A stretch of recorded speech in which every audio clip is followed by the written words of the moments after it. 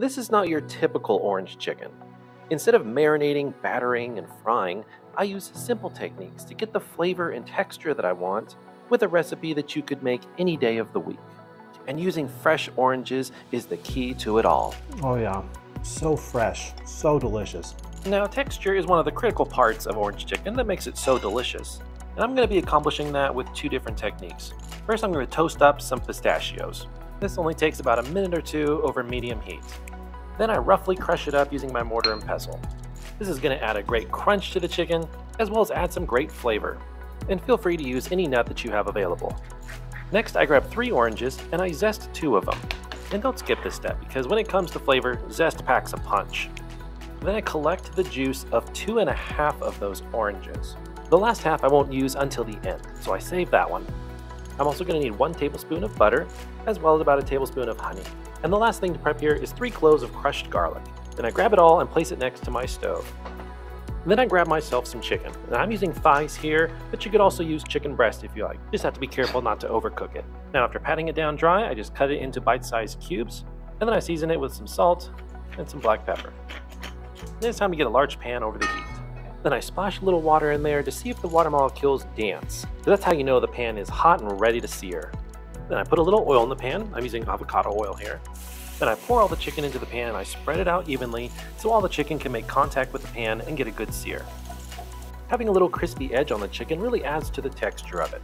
So don't touch the chicken for at least 5 minutes so it does get that good sear on one side.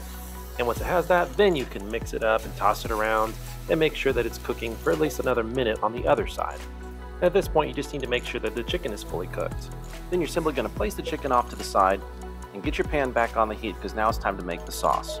And this part goes fast, which is why it's helpful to have everything already prepped and ready to go. You start off by adding your butter and the garlic and about 1/3 of those pistachios. Stir it and let the garlic toast for about 15 to 20 seconds. Then add your orange zest and pour in your orange juice. And finally add about a tablespoon of honey. Now the goal here is to make an orange reduction, which means the liquid needs to reduce to about half of its volume. And as that happens, it will thicken up and concentrate all that flavor into a beautiful sauce. And to check for thickness, scrape with the spatula in the center of your pan, and if it fills back in quickly, it's not quite ready. But just keep checking it until you see a lot of bubbles and the gap fills in slowly. Then pour your chicken back into the pan, and then just stir it up and toss it around until everything is well coated and the chicken soaks up all that orange flavor. Now if you think you might have to try this, go ahead and hit that like button. I appreciate it. Then get that chicken off the heat and immediately serve. And the final element is to sprinkle on the rest of those toasted pistachios. And there you have it, a lighter version yet ever so tasty orange chicken.